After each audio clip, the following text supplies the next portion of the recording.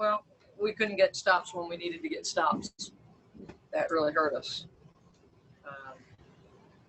And of course, they're going to their middle ball screen. We changed our coverage to try to trap Enrique. I think we got one trap, but she's very skilled and just made plays. And then we came down and we had a couple really good looks at the basket and just didn't make shots. So you get in that time period where you're coming to the last few minutes of the game, and everything else being equal, if you can't get stops, and then you come down on your offensive end and you can't score and they get a stop, it just takes 2 or 3 possessions to, lose control of a game. And, give them credit. They scored when they needed to. We couldn't get the stops when we needed to. And, Coach, you talked about trapping the ball there. On one of the late possessions, you guys did force Agumbawale to pass it up, and she swings it to Mabry in the corner. Is that a look that you live with? No, I have to go back and look at the film because I didn't see exactly how that developed. That was after a timeout call by Dallas, so I'm not going to say anything about that particular possession. But I'm just talking in the fourth quarter, early in the fourth quarter, after one of our timeouts, we talked about changing the coverage because Enrique got going in the fourth. I thought in the second and third periods we kept them, pretty much in check. They had 16 points in the second and 12 in the third. So defensively, we were on point. And then as good players do, Enrique stepped up. And so, like I said, I want to say it was after about the 7-minute mark, we changed our coverage to try to get some traps, but she's elusive and she's tough. Ben Rosoff.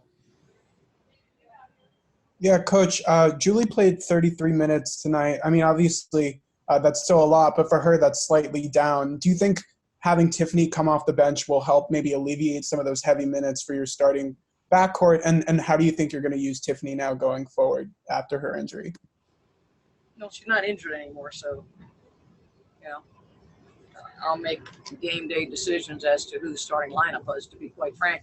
To me, it doesn't matter who the starting lineup is. It's that people that, when they get out there, play well. And, Kennedy has been starting and playing well, so you don't mess with it if it's going well for you. Today was a tough day for her. Actually, Kennedy and Tiffany struggled a little bit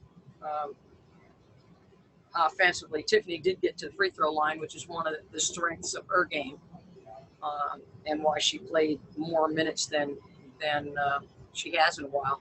She kept getting to the foul line, but it wasn't our best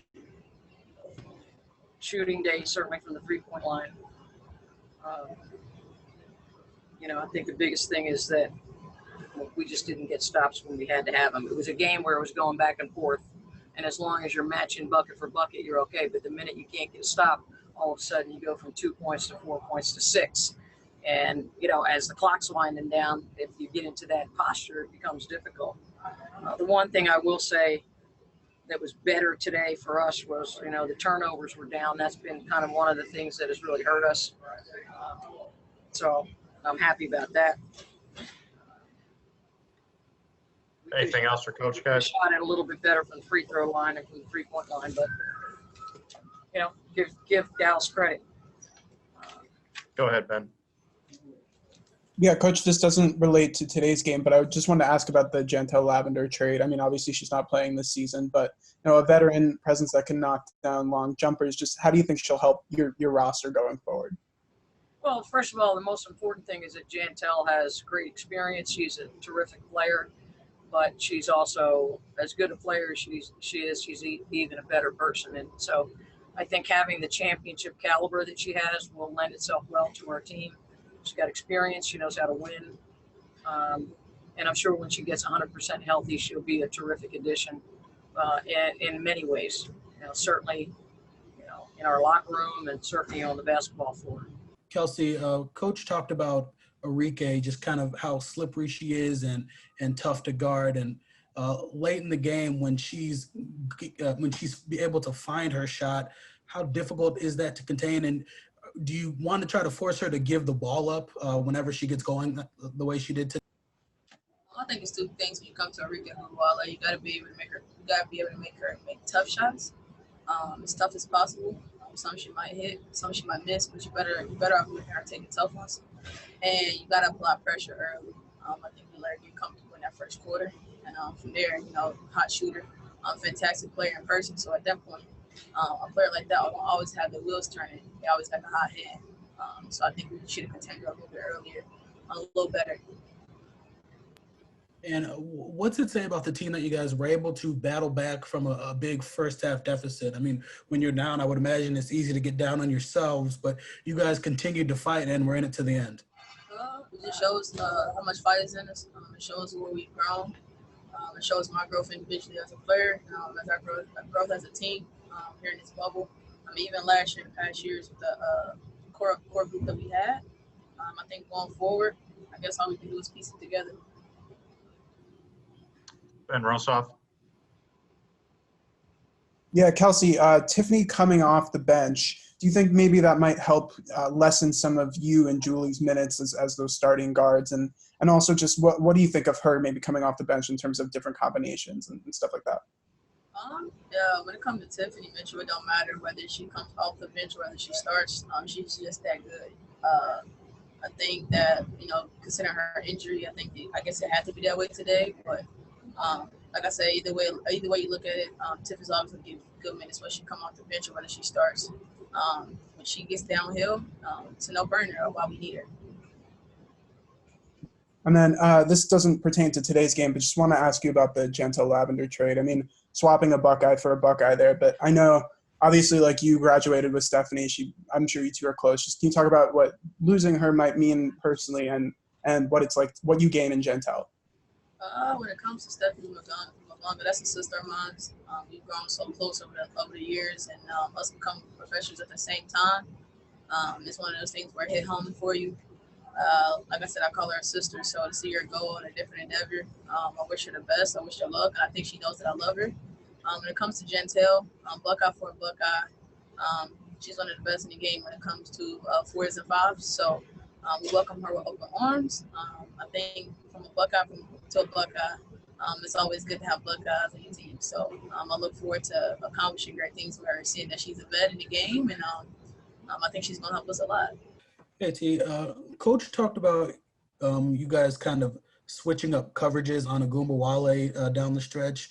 How were you guys able to kind of force her to give it up at times after she was able to get going for a stretch there in the fourth quarter? I mean, we just put as much pressure on her as we could, knowing that she wants to come off the ball screen and shoot it. So if we got up and, made her a passer, then, the mission was complete. So we tried to do that as much as possible. And to battle back in the first half, after a big first half deficit, what were you guys able to do differently? It seemed like they were kind of exploiting you guys in transition for a bit. Was it just simply getting back on defense or just contesting shots more? Or how were you guys able to overcome that first half deficit? It was most definitely getting back on defense. They got a lot of buckets in transition, so we had to stop that. So that was all on us, not being aware of the ball being in bounds, and also, just going and, long shots have long rebounds. So we were taking long shots and they were getting a rebound. They were just pushing out and nobody was back to stop and pick up the ball. So, we just made that slight adjustment there, and, we did better in the second half of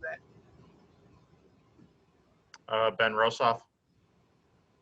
Hey, T, obviously you've had some battles against some of the bigger post players in the league, some maybe match up with your height, but Dallas is more of an undersized team. I'm just curious what going up against a team like that with more stretch 4s and 5s rather than those tall, big post players has been like for you.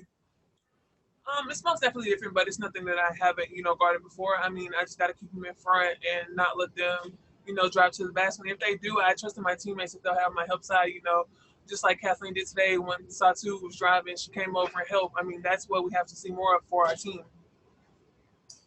And just with everything that's gone on in the past few days, I'm just wondering how you feel the team might have responded after days filled with so much emotion. We most definitely are staying together, just staying like-minded. With everything that's going on, you can't not think about it. So, we just have to play it, but it's not going anywhere. People out here dying and we're still playing, but what we're playing for is, saying people's name, getting justice for people, and what we believe in.